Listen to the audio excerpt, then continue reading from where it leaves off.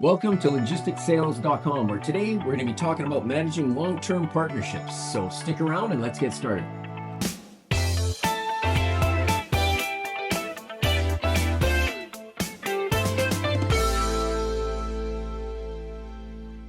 Welcome back, everyone, to another episode of LogisticsSales.com, where today we close out our segment on establishing sustainable relationships as we discuss managing long-term partnerships.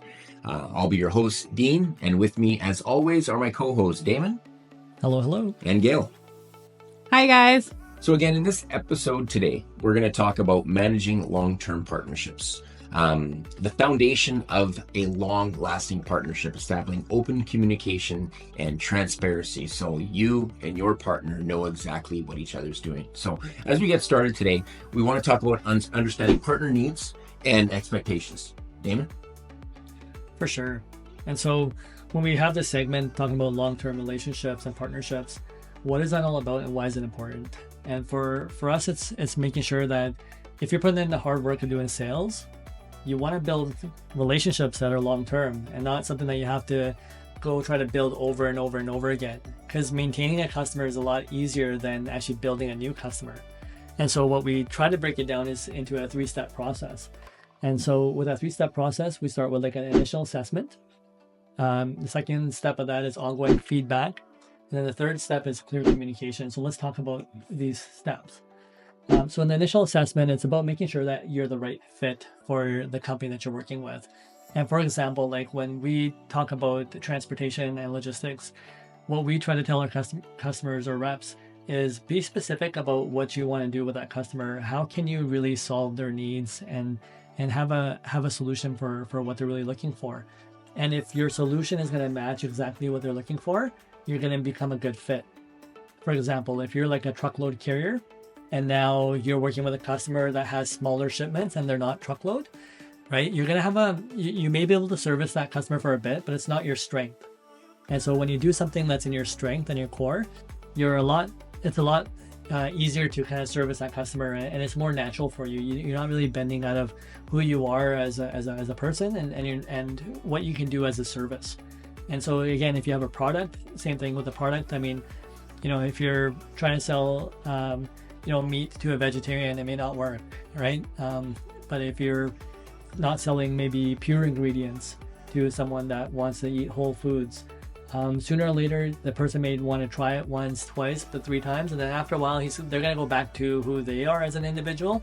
And you're trying to sell to somebody that may not necessarily want that product long-term, right? So same thing, if we look at these computers, if your computer is all beefed up and it's worth, $5,000 and all the guy really needs to do is just, surf the internet, you think he's really going to pay that much money to buy a souped up computer that somebody may want for video games or something else? But it's trying to find that right fit.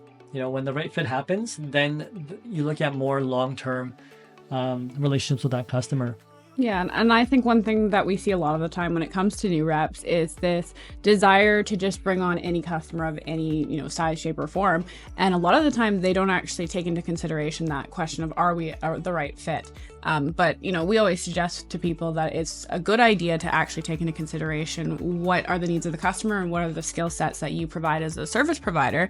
Because if you can align those properly and pick the customers and the prospects that best fit it, it actually makes their job a lot easier because there's that alignment. You have that service that fits their need, and so becoming a solution for that customer is easier than if you're trying to, fit a square peg into a round hole. So we always want to recommend to all of the reps is, it's okay to say no to customers or to opportunities if they don't fit in with your business model or the service that you provide. Yeah, that's a great point, Gail. And if you're new to LogisticsSales.com, feel free to go back. What we're doing is we're walking you through the entire process of your sales journey to get you to, that ultimate goal of living the life that you want to live. And with that, it's finding the right customers. And in some of our prior episodes, we have identifying, building a client profile and identifying the right clients for you. Because there's nothing worse than finding a client. You're putting all your time into them and you find out what you bring to the table is not one of their needs. So you end up either devoting too much time to a potential prospect or customer that's going to yield very little results for you or for them. And secondly, you may over promise to do something that's outside your wheelhouse. And then that's where, you run a potential opportunity to damage the relationship you're trying to build. You want to be able to find out what their needs are and say, wow, that fits within our niche. We can deliver that and do that for you. Let's partner up and let's get started. And if it's something you're not able to do properly, then there's that opportunity for referrals or bigger business, more business is lost. And so again, if it's out of your wheelhouse, like you were saying, Dean, don't get too afraid of that either. I mean, some of the biggest opportunities come when you have to raise yourself as an individual and start meeting the needs of your client. So sometimes, like Steve Jobs, sometimes when these guys start out of a basement and they're building new products and they get that first contract in, that's that opportunity where either you're going to excel and meet that challenge, or again, you could potentially fail. But it's always exciting when you try something that you're not really used to doing and accomplishing it. But we're going to leave that judgment up to you, and just know where you want to spend that time and energy. And because sometimes, time and energy is a limited resource sometimes, that you want to be careful of where you spend it. And you don't want to spend too long with the wrong customers that you end up kind of regretting coming into the whole sales game, and then you're trying to find a new career. So again, the more alignment that you can get into, the better luck you're going to have long term as well. Yeah, and when it comes to like those opportunities that may come up that may not be like the perfect fit, but there is an opportunity for substantial growth or good business opportunity, you just kind of want to take a moment and have some critical thinking when you're going over it with the customer and then with your organization, and find out, is it something that you can build out an infrastructure in order to support, or is it something that is going to be more cost or more time and labor than what the actual project is worth. So that's where the critical thinking really does come into play. Yeah. So we get into step 2, which is ongoing feedback. And this is something that we typically do with our customers as well, but we regularly want to stay in touch with them. And you'll notice this maybe even with your service providers. If you have a cell phone, if you have cable, internet, a lot of these companies have a policy where they are going to come check in with you and say, hey, you know what, your contract's coming up for renewal. Is there something else that's come up as your needs? And you want to take a look and address those situations. So that feedback is just making sure, like, what's going right, where can we improve, what can we do more of?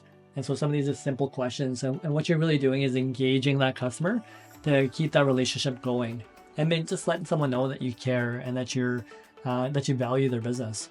Yeah, and even the question of like, what am I necessarily doing wrong is actually a very powerful tool when it comes to building those sustainable partnerships, because it shows that customer that you're willing to make improvements if there are areas that are lacking in that service or that relationship. And by asking it, gives them the opportunity to come forward with maybe like, hey, if you could be doing X, Y, Z, that would really help our operations. And then you can actually build off that to build even stronger, more sustainable relationships on top of that. 100%, Gail. And that leads us right into like step 3, which is the clear communication. And part of that is about that feedback that we're getting back is making sure that we're clearly communicating with our client, making sure that we're listening. And we talk about that as a big part of what we do, is make sure we're listening to what the client needs, listen to what they actually want, and make sure you deliver on that. And a lot of this, even in the preliminary sales steps, is very important to listen to how the customer wants to be communicated to. Just the other day we had a rep and the person I was talking to just said, hey, email me, or text me the rate. So I'm like, hey, don't send him an email. Make sure you follow the instruction, which is like, he just told you that's his cell number, and text it to him. Some people just want that convenience, and everyone's going to teach you how to sell to them. And so having that clear communication gives you a lot of insight into what your customer really wants and how they want to be treated, and the best way to communicate with them.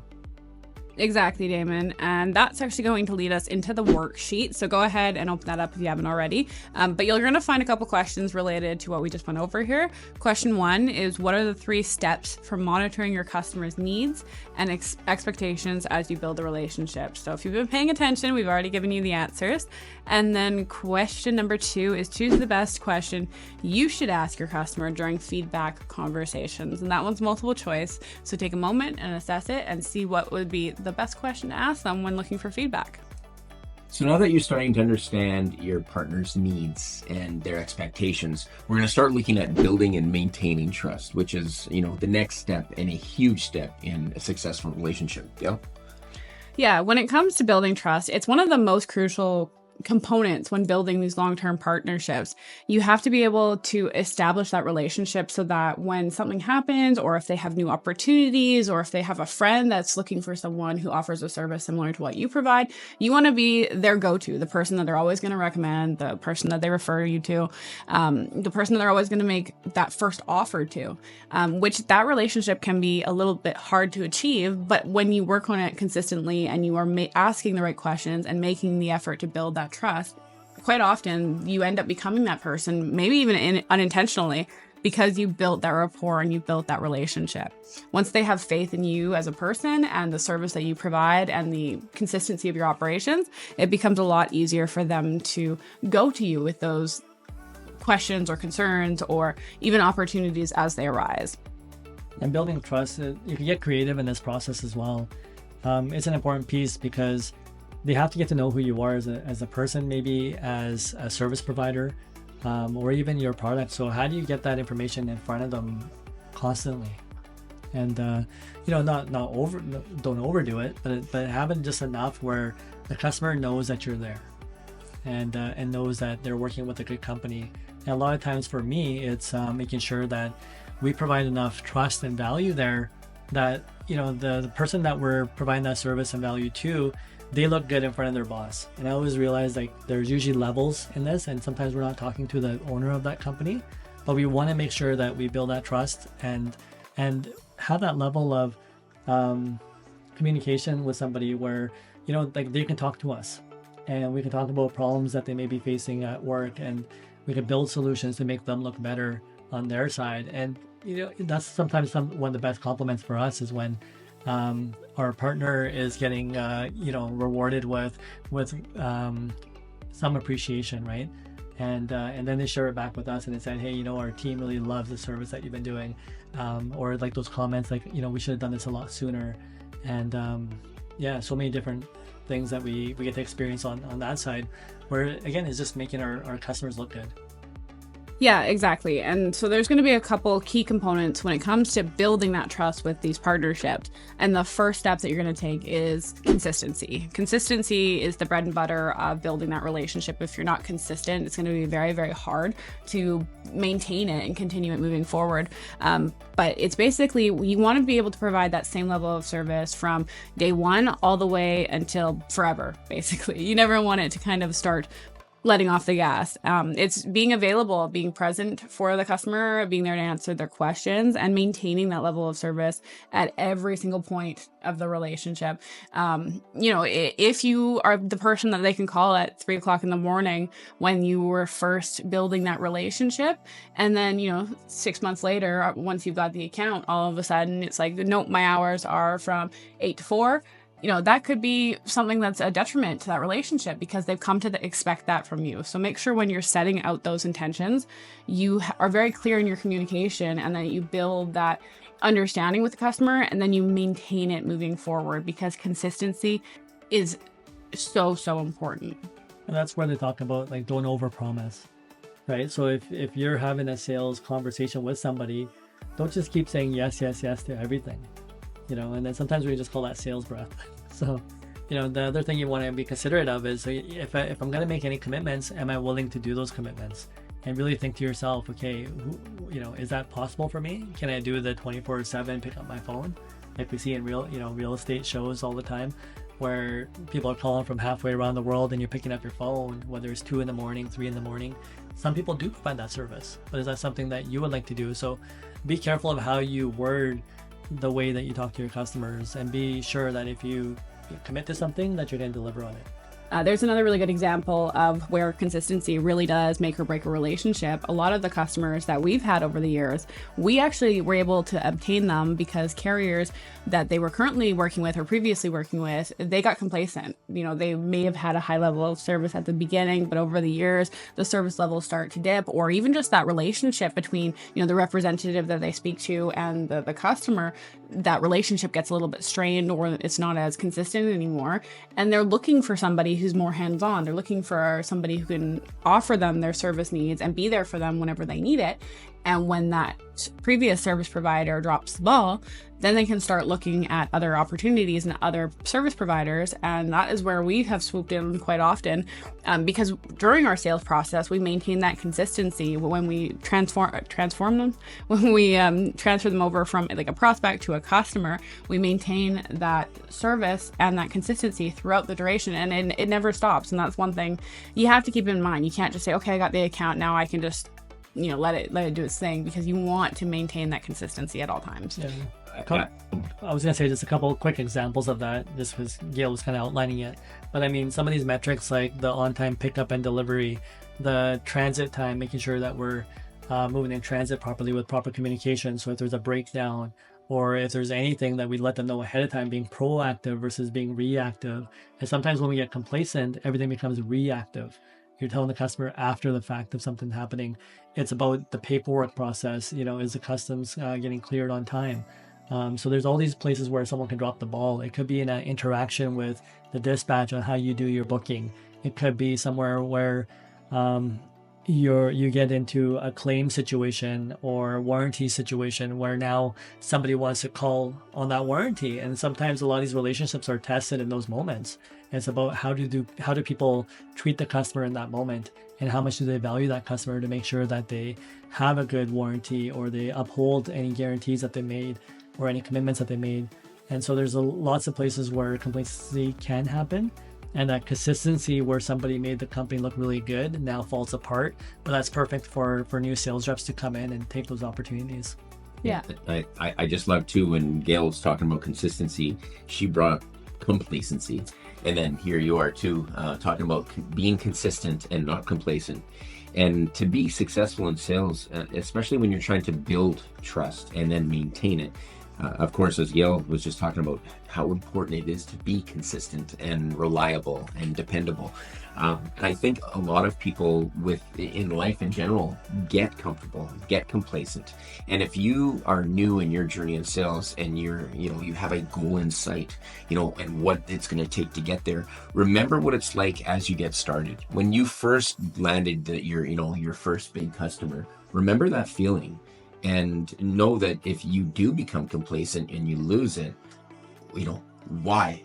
And it was just because I got comfortable or I got complacent. If you can always maintain that feeling of, wow, they want to work with us and we're going to build this relationship, and you provide that consistent service over the course of years with some of your customers. I know, Damon, that started when you started, to just what that feeling was like with with that long-term customer. You're with them 15, 16 years because you weren't complacent. And if you remember what it feels like, and you keep that, in your heart of hearts when you are doing the work for them, and you never take that relationship for granted, and you remain consistent, the sky's the limit with not just that customer. We've talked about other opportunities that come from that through referrals from that exact customer or a bigger book of business with them. So as you pursue your goals and you're on your journey, I can't just, I'm hearing consistency and how important it is, but I hope you're hearing, our viewers can hear just how important a skill that is in building that trust. Yeah, there's actually a really easy trick for this as well. If you go into every interaction with customers and just ask the question of how can I make their lives easier? Or like David said, how can I make them look good to their boss? If you go into those conversations with that intention and with the mindset of I just want to help them and make things easier for them so that the business runs smoother, it'll help you, it will help them, and overall that relationship will grow stronger. So Gail, I know for some people that may be listening to this, that's a scary question to ask people sometimes, because it's like, do I really want to bring up the negative? And sometimes when we think of that question as it could be a negative, is there any tips maybe for the people that are listening, or the people that are watching, and is there something that can help them with that, asking that question or getting over that fear? This is going to lead us right into the second step for building a strong, trusting relationship in these long-term relationships with business partners, and that is transparency. You need to be able to have open and honest communication at any point in that relationship. So, you're going to, just like a regular relationship, you're going to have good days and you're going to have bad days. There's always going to be things that fall through the cracks. There's going to be things that do go wrong. It's unavoidable in any situation in your career, in your personal life. It happens. But what it really comes down to how you handle it. A lot of the times, we were talking about earlier how a lot of times previous service providers, they dropped the ball, their consistency wasn't there. Damon gave the example of not providing on-time communication, not relaying delays in transit.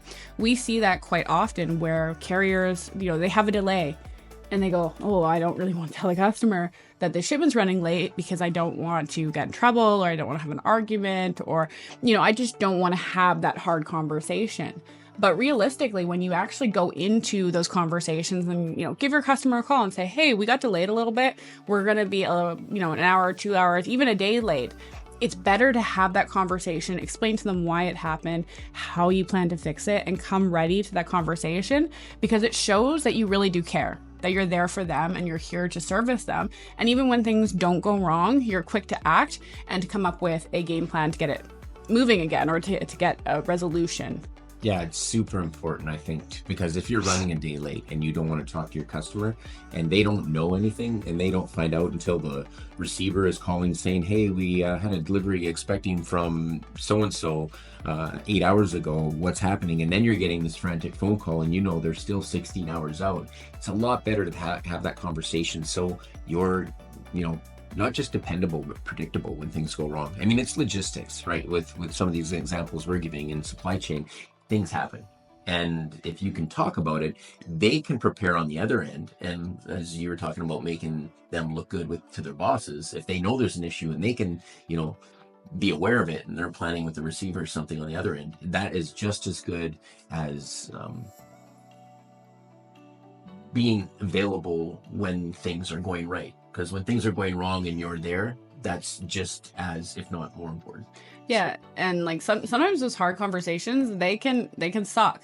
But what sucks worse is when they call you and they're mad because they didn't get communicated to, and they were like, you promised me this service, you promised that you'd be there for me, but yet you didn't tell me when things went wrong. So you need to make sure that you keep that in mind. Yeah, it might be hard for a couple of minutes, but think about the alternative.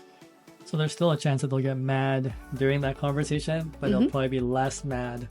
And then something that I want you to kind of take into consideration too is, think of yourself when you travel.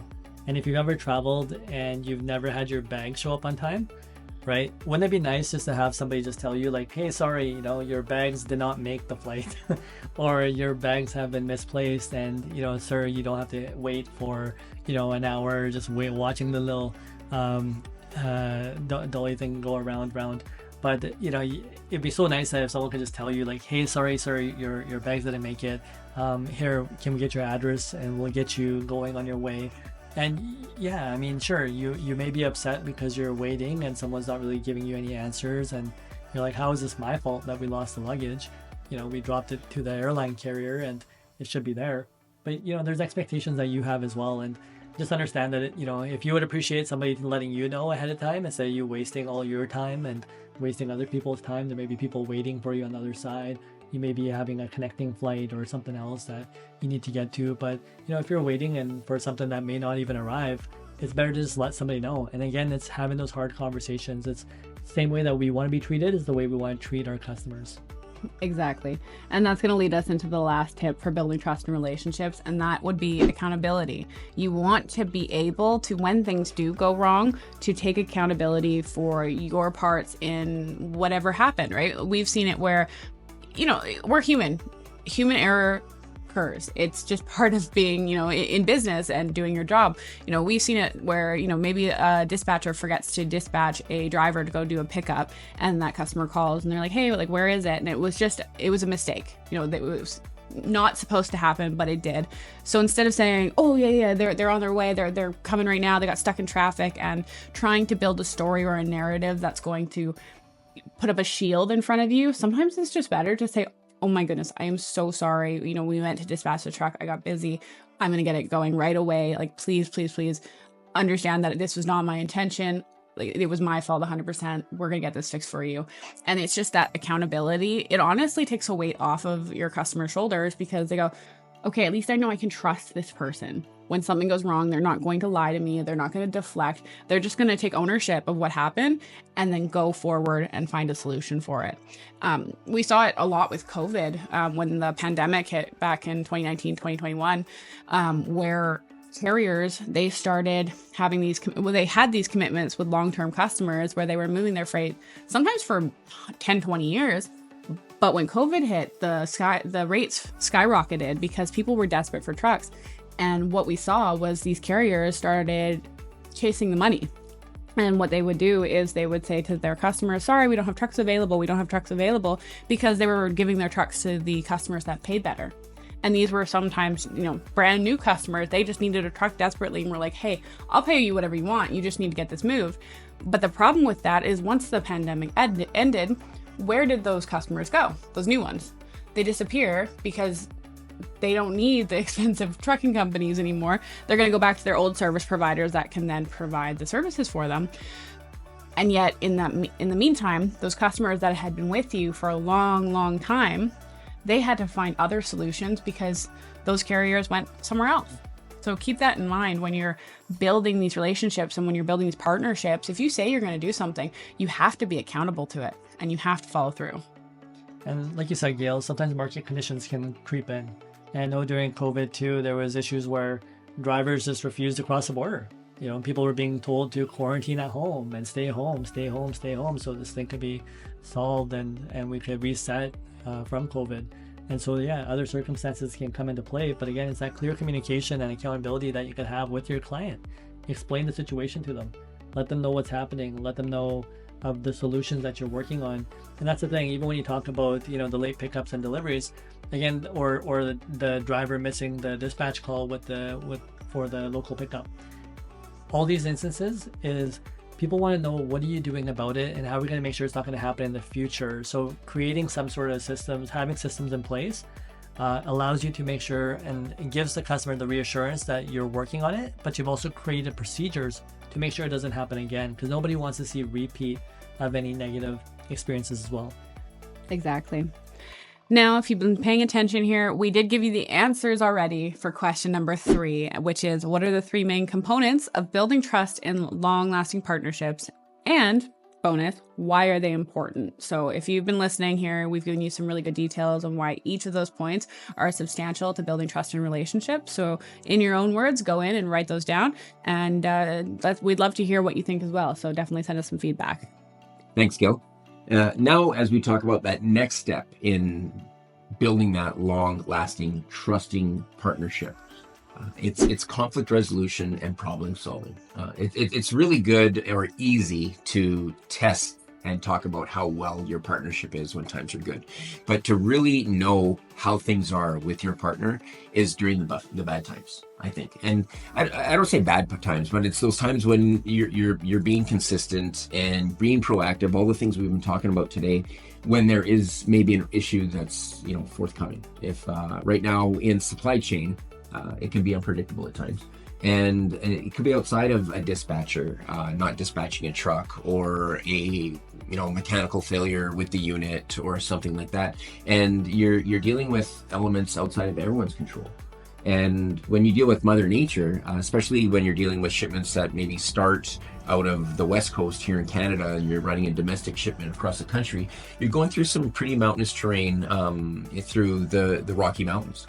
And sometimes you have elevated avalanche risks, or you have inclement weather with some pretty hazardous road conditions. So safety is obviously a huge issue, and you want to let your customer know if you're running late and you get that phone call and you're consistent and you're reliable and all these things we're talking about.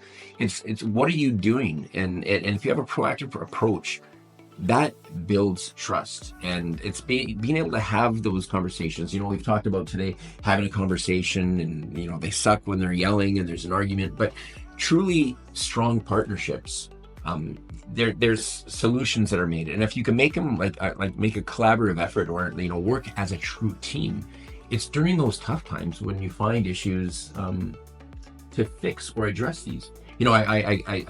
I can think of one offhand where, dealing with weather issues and stuff when we're running shipments across the country.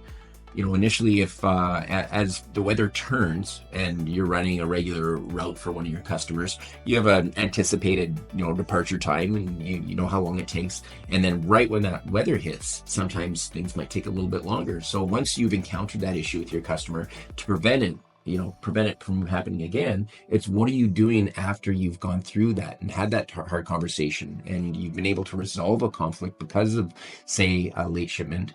You adjust your departure schedules because now that the weather's turning, you send the trucks out earlier, so they might have to drive a little bit slower, but they know now that, wow, okay, we had this issue, we've talked about it. And one of the things, what do you do when you asked about, Damon was going over evaluating your performance, and they tell you something, well, when times, if bad weather, sometimes the trucks seem to be arriving a little bit later. So when you can have that conversation, talk about what are we going to do moving forward? Well, when it gets to this time now, the trucks start leaving earlier, and on-time deliveries are never an issue anymore because you've adjusted to your schedule. And something that we do about this early on in the conversation with the customer is we get all the information up front. As soon as we work with them for the first time, we're asking the right questions. And this is something you could do at home as well, is, have the right questions in place. Who do we contact if there's a late, or if there's a claim, or if there's anything that comes up? Who do I contact in case of these situations? Just like when we buy our iPhone or a Samsung phone or whatever it is, we're asking about, okay, hey, how does the warranty work? How long is that valid for? Do I need to keep my receipt? So these are just common things that we get. Who do I contact if there is an issue? And because it may not be the person that you're talking to, it may be other people involved. And typically when we deal with different warehousing companies or different shippers and manufacturers, there may be different people in different positions. It may be the salesperson, it may be somebody in procurement, it could be the operations manager, it could be the person down at shipping and receiving that's managing all the people coming into the warehouse to offload that product. But if we think about which situations can come up, again, you can talk to somebody and see which situations can come up in my industry or with my product. And you could make a sheet for that ahead of time that you could give to your customer service team to make sure that if there is any issues, there's a way to communicate it. And sometimes talking about like even the proactive approach. So when we talked about whether it's weather delays or any disruptions in service, right? What a lot of companies will do is they have everybody on a quick email blast, and they will just send out a notice. Sorry, we are having a labor disruption, and you may see these type of delays. Here's the upcoming weather that's happening, and you see this with the airline flights all the time. Their system is coming in, therefore these flights are not going to be flying at this time. And then they give them recourse. Here's the number that you can contact. Here's a website you can look to, but you give them some sort of information. But again, sending these bulletins out and just letting somebody know ahead of time makes a world of difference. Yeah, and in talking with with this subject here, with conflict resolution and problem solving, right, to just piggyback everything you just talked about, it's having that empathy and understanding. It's being able to put yourself in your customer's shoes, because we had talked earlier about wanting to make your customer look good to their bosses.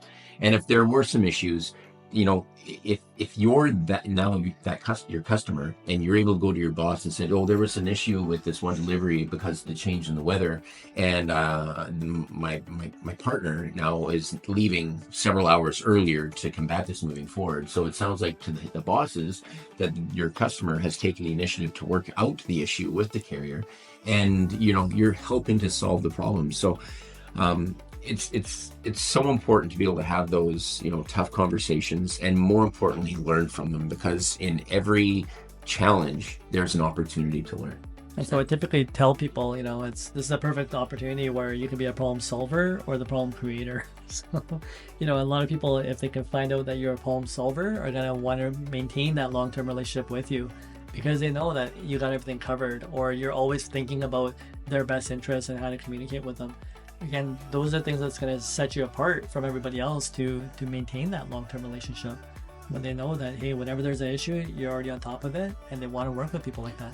Yeah, and don't be afraid to get creative as well when it comes to creating these collaborative solutions. If you have a customer who has a distinct problem and they are looking to you for a solution, work it through with them and brainstorm different areas or different ways that you can come to a solution that's going to meet their needs, but also make sure that it's not impacting your operations as well. We see this quite often when it comes to long wait times for either pickups or deliveries at certain shippers and receivers. There's some times where it takes a warehouse 14 to 20 hours to load a trailer.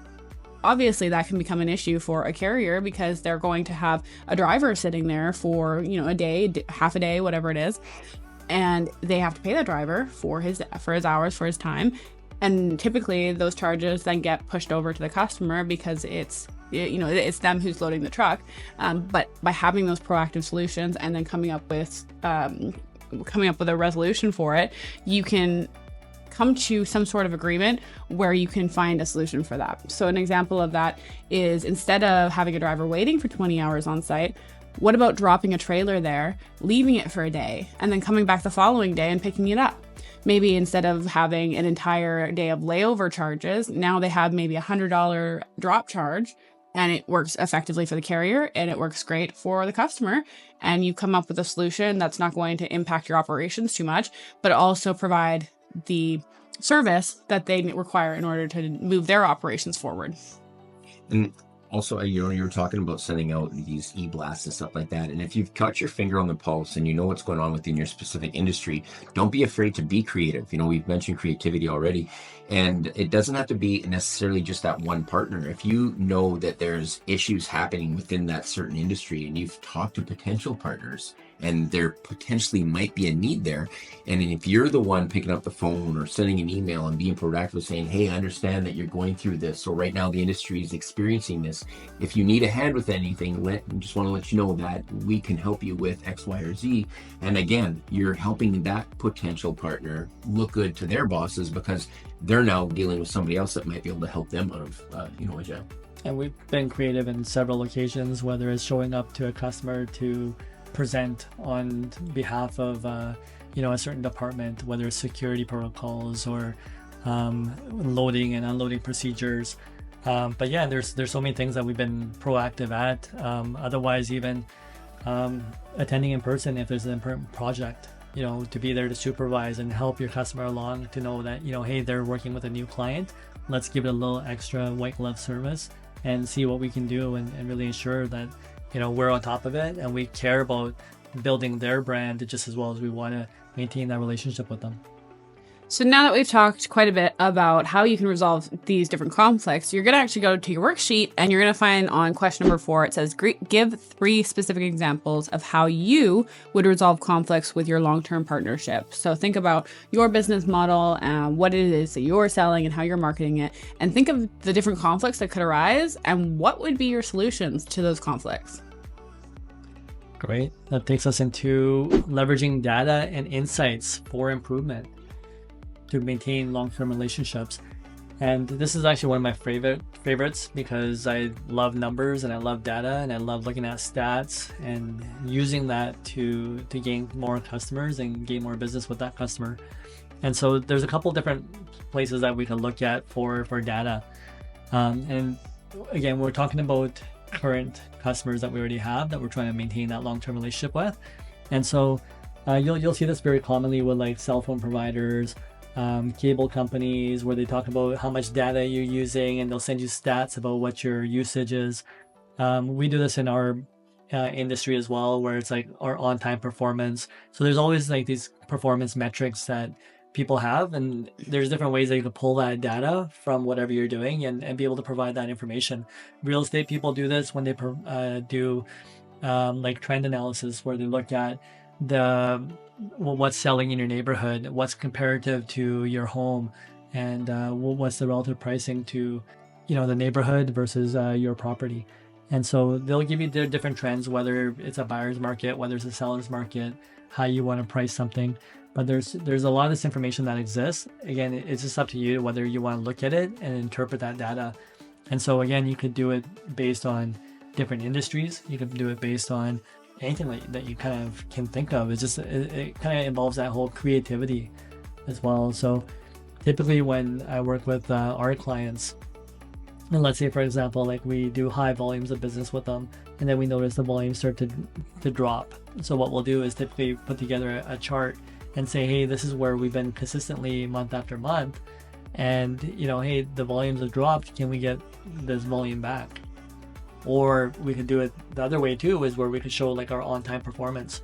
And when we can show on-time performance and it says 100%, 100%, 100% consistently over a certain period of time, that also gives us leverage to be able to now ask for even more business.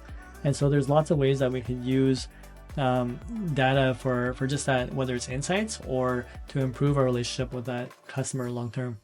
Yeah, I think it helps you to be able to ask the right questions. Like with that one example there, with the dip in volume, maybe there's an issue that you're not even aware of, and the reason why the volume is low is because something's happening that you didn't know about. And when you raise the issue and say, "Hey, the volume used to be here, and now it's here," and then all of a sudden you have a conversation, they're explaining, "Well, this is why." It gives you an opportunity to not just address it, but fix the issue to get that work back. So it's a really great opportunity to acknowledge something that may or may not be happening and have those conversations to, again, improve. Every opportunity to conversate with your customer is an opportunity to improve the relationship.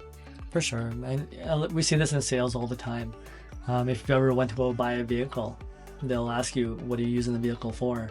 And then they'll start providing you specifications about whether it's fuel mileage, whether it's diesel versus gas or versus electric on your usage, and figuring out ways that they can make something really attractive for you and your use, but they'll use data to give you that information. Even when we look at whatever purchases that we're going to make, we look at that reliability factor. And so sometimes we pull up charts and say, okay, well, which phone is the most reliable, which vehicle is the most reliable, and we'll look at, okay, what's our maintenance cost going to be down the road. But I like to look at data, and again, you can leverage that information and pass it on to your customers. And so even if you're doing something really well in your company and your competitor may not be, figure out a way to find that data and to highlight it. Sometimes we'll even show people like deliveries. So even if we're not working with that client, we'll show them about different deliveries that we do to a similar customer and show them the data that we have on it. This is how many shipments we've done in the past year. Here's our on-time rating for this type of product. But even if it's not related to them, you can use data to leverage that to build you new customers too. Yeah. To put it in simple terms, there's that old expression that a picture is worth 1,000 words. And so showing that data, it really does offer like a whole conversation without you having to say a word, because it's showing the evidence, it's showing the proof, and it's showing that you have what it takes to either get the business or to up the volumes or whatever it is that you're asking. If you align the data that you have with the question or the inquiry that you have for that customer, it adds that validation to it. And it also helps going back to building that trust. And usually when you have specific numbers, it's really hard for someone to say that you're lying to them or you're making it up. But it really shows like that credibility that you have as an organization to be able to present something in a way that someone can understand it and really make it easy for someone to digest it. Another thing that's really important as well is you want to think about it for continuous improvement. When you're analyzing the data and looking at the statistics, it will give you some insight into areas that you could be improving. You can look at it on a communication level. How often am I following up with this customer? Where could I be improving my relationship building and my customer service, my customer care? It gives you an insight. Even though you're the one doing the work and you're doing the business, sometimes we don't see things on a deeper level. We're just looking at the surface because we're in it, we're working on it.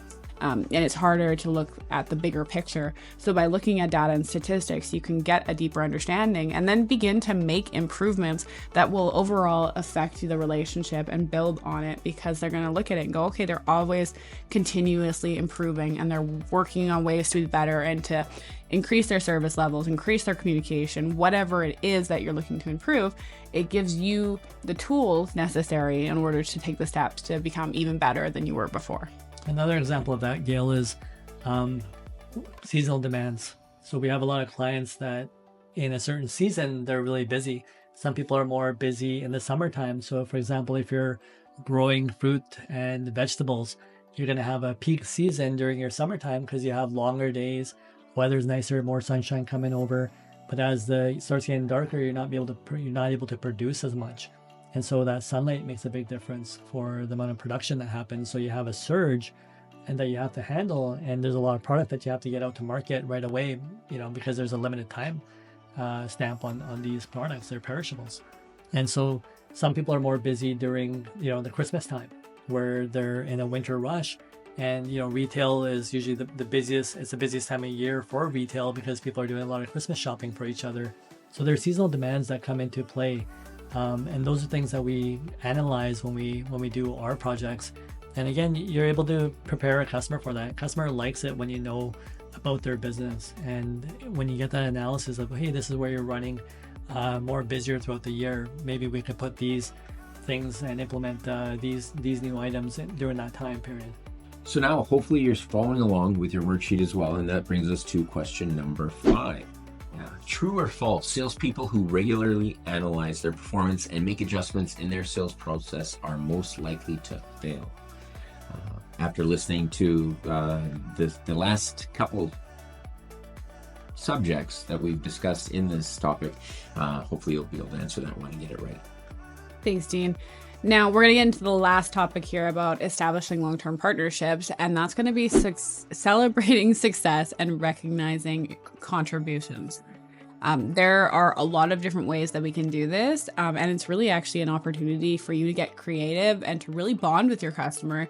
Because who doesn't like to be acknowledged? Who doesn't like to be given recognition? Who doesn't like to be celebrated? It's exciting. Like on your birthday, you're normally like, I'm excited. It's my birthday. Everyone, it's my day. So customers, they like that feeling as well. And it's something that we can easily give them. And so the first thing we can do is acknowledge achievements. Things like, if you hit milestones, so maybe it's your first 100 loads that you move with a customer, or the contact that you work with at a company, they get a promotion. Do you call them up and say, hey, I saw this on LinkedIn and I'm so proud of you, you're doing great and it's really great, and they have a great employee there because you guys really, really work hard, and I know that you're doing a great job in your career. So acknowledgement really does go a super long way, and it builds this long-lasting respect in the relationship, not even the partnership that you're building, but that relationship between two people. And besides, who doesn't like coffee and donuts? Exactly. And then the next thing that you can do is just simple recognition. If you can just show appreciation for their efforts, the contributions that they make to that relationship that you build, it does go a long way. So, for example, if you have an issue with a shipment when it's in transit and you have to call the customer up for help and they are like, yeah, no problem, let me get you an updated invoice, or no worries, let me just call the receiver and let them know that you guys are going to be an hour late because you're running behind a little bit. Appreciate them. Let them know, thank you so much. I really appreciate all your help today. Like, it really goes a long way to building that relationship because they feel appreciated. And that's what it all comes down to. It's how do you want them to feel in that interaction? How do you want them to portray the relationship that you've built? Do you want them to think every time you call them, oh, it's Gail calling again? Or, oh my goodness, it's Gail calling again. It's all about that feeling. And if they have that second feeling, they're more likely to pick up the call. And if you're calling them, you're more likely need to talk to them about something. So if you have that ability to make them feel good every time you're talking to them, regardless of the situation, you'll be able to get a lot more done. Yeah. And then the next one is very simple. It's just building morale. And so by keeping your conversations nice and upbeat, professional, keep the tone positive, all of that, it reflects over into the person on the other end of the line, whether it's a phone call or an email. Somebody could be having a really, really bad day, but they get on the phone with you and you're in a great mood, you're friendly, you're personable, you're professional, you're coming with solutions to their problems. It in turn will automatically start to make a difference. It may not make their day, super great all of a sudden if they're having a bad one, but it might just be that little bit of kindness and a little bit of positivity that they needed to turn it around. So never think that just being positive is an underrated skill, because it isn't. Just keep that morale and build that relationship that way. An easy way to kind of do this is maybe once a day you think about, okay, who can I help today? Or who can I appreciate today? Who can I recognize today? And make it fun, right? This is what's going to make your job so enjoyable and make it upbeat, fun. And you're going to actually be able to dictate your environment just by the way that you come and show up every day to work. So again, it's an opportunity to be creative, have fun, build great relationships, and just really enjoy what you're doing. Yeah, and then there are some bonus ways that you can really show appreciation and recognize your customer. We do things like sending a coffee. Maybe you are talking to somebody on the phone and they give you, 10, 15 minutes of their time, help you resolve an issue, or even just give you some information that's going to help you continue to grow your business. just say, hey, no worries, and let me just send you over a coffee. And you can even just buy it. Like, for example, we do it through the Starbucks app. You can do it where you buy them a coffee and have it delivered straight to their office. Like, how nice would that be if you got off a call and like 15 minutes later, a coffee showed up at your desk from the person you were just speaking to? That's so huge. It doesn't cost a lot. It's not a lot of effort that goes into it, but it means something. You can do things as well that are a little bit more elaborate, like taking them out for a meal, going to events together. We've done that before where we have, got tables at different events and brought some of our customers along just to enjoy the experience with us so we can continue to network and to build off of that. Even things like small birthday messages. We like to, anytime I'm on the phone with someone and someone slips a birthday, I write that down right away and it goes into my calendar. So every single year, it's a quick message like, hey, happy birthday. Hope you have a great one today. And those little interactions go so far. And it could be as simple as a simple email or a phone call. It doesn't even have to be something extravagant or something really that's going to cost you money. But, how hard is it to just write something that you feel appreciative for? And that's really understanding the person on the other side and say, okay, what are they going through on a day-to-day? The more that you can get into your client's shoes, the better you're going to, be in sales. And that's, again, it's going to let them know that you really see them and you recognize what they're doing. And sometimes, for me, even that setup process is not an easy process sometimes for a lot of people. So even after we get set up, I like to, again, acknowledge them and really thank them for allowing us that opportunity. Or even after any great conversation, I'll just be like, hey, thank you for your time. I really appreciate that. But there's these small things can happen at any time. Sometimes, there's something that I see outside that resembles, one of my clients, and I'll just send them like, hey, you know what, this reminded me of you. I just wanted to share this with you. And it's just like, whether it's a text message or an email, but just something to send out there and to make somebody smile. That's it. Yeah, I was actually just going to kind of mention that as well, Damon, that there are so many ways that you can connect with someone on a personal level outside of just what you're doing on this business relationship. And you really want to find those connection points because that's what's going to take that relationship to the next level from just a business interaction to a personal relationship that you can continue to build and foster. Just find things that you connect with. It doesn't have to be a whole lot of things, even just one small thing that you can connect with. Oftentimes if I know my customers have kids, just asking, hey, how are the kids doing? How's your wife? How's your husband? Just those little questions. Dean's really great at this as well. He's a hockey player. And so anyone who enjoys hockey and that sport, they can have, nice long conversations about that. Maybe they'll go catch a game together. It's something so simple. I love dogs personally, and a lot of my customers, they're dog lovers as well. So just, sharing pictures of our dogs and talking about the crazy things that they did on the weekend, that human element really does build so much more than what you can just build when you're talking just about work. Thanks, Gail. Which brings us to our final question on the worksheet for today, and that's question number 6. Think of 5 creative ways you could recognize and celebrate your customer. How do you think they would feel as a result from your actions? So take some time and think about it. And if you want, put yourself in their shoes to see how you think it would make you feel and go from there. With that, we wrap up today's episode on managing long-term relationships. And we hope you've gained some valuable insight in what it takes to not just create, but sustain a long-lasting partnership with your customers. And remember, it's an ongoing process. So stay consistent, don't be complacent, and, put in that 100% effort every day from the start of your relationship throughout the years, and you'll be off to the races. And with that, know that we're here to support you every step of the way. If you have any other questions with your worksheet, today's episode, or any of our past episodes, we'd love to hear from you. So please keep in touch. Until next time, we wish you the best of luck with everything. We'll be jumping into a brand new segment. On our next episode, we'll be talking about the art of prospecting. And our first episode is going to be about identifying prospects. So we look forward to seeing you then. In the meantime, take care, and we'll see you soon. Bye, guys.